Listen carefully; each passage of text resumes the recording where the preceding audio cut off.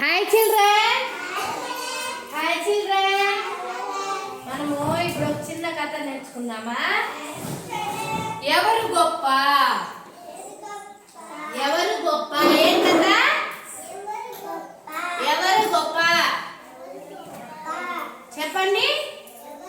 నేనే గొప్ప. ఎవరు గొప్ప కథ నేర్చుకుందామా? ఎండాకాలం చెప్పండి. ఎండాకాలం, వానాకాలం, శీతాకాలం. ముగ్గురు బెస్ట్ ఫ్రెండ్స్ అన్నమాట. Best friends. ఒకరోజు వాళ్ళు ముగ్గురు అమ్మమ్మ వాళ్ళ ఇంటికి పోయినారంట. ఎక్కడికి పోయినారు? Very good. అమ్మమ్మ వాళ్ళ ఇంటికి పోతే మీరు ఊరికి పెద్ద వాళ్ళు అక్కడ ఏమేమి చేస్తారు? మీకు అప్పం అంతా చేసి పెడుతుంది కదా మీ అమ్మమ్మ. అట్లా వాళ్ళ అమ్మమ్మ వంటగదిలో అప్పం చేస్తా ఉంటే ఈ ముగ్గురు ఫ్రెండ్స్ కూర్చొని నేనే గొప్ప, నేనే గొప్ప అని మాట్లాడుకుంటా ఉన్నారు. ఏం మాట్లాడుకుంటా ఉన్నారు?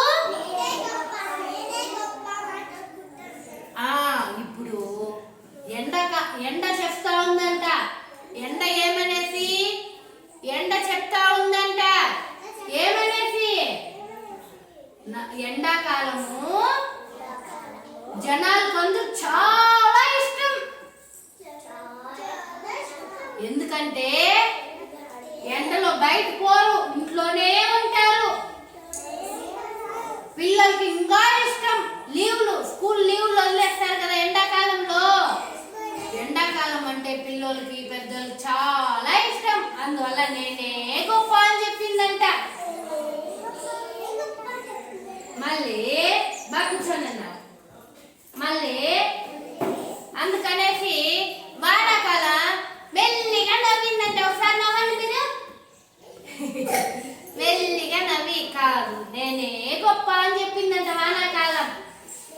ఎందుకంటే వర్షాలు వస్తే పంటలు బాగా పండిస్తారు, రైతులు బాగా తింటారు, దాచిపెట్టుకుంటారు కొన్ని. కాబట్టి వానాకాలం అంటే అందరికి చాలా ఇష్టము అని చెప్పేసి చెప్పిందంట. అప్పుడు శీతాకాలం నవ్విందంట. గట్టిగా ఒకసారి నవ్వండి మీరు. గట్టిగా నవ్వండి. Very good. నవ్వేసి అందరికన్నా నేనే గొప్ప అని చెప్పిందంట.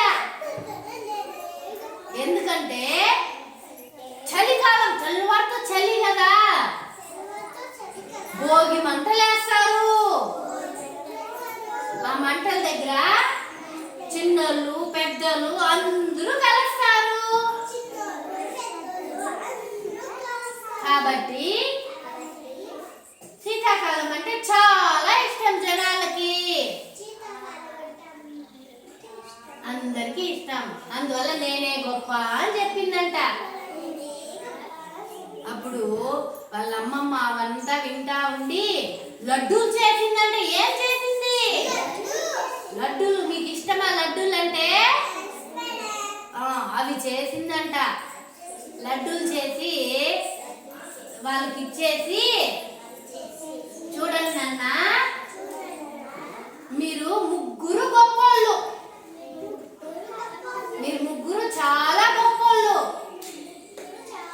ఎండాకాలము, వానాకాలము, శీతాకాలం మూడు ఉంటేనే భూమి మీద ఉండే ప్రతి ఒక్క జీవి బతుకుతుంది అని చెప్పిందంట. సరే అమ్మమ్మ అనేసి ఆ మూడు లడ్డూలు తినేసి ఆడుకుంటారని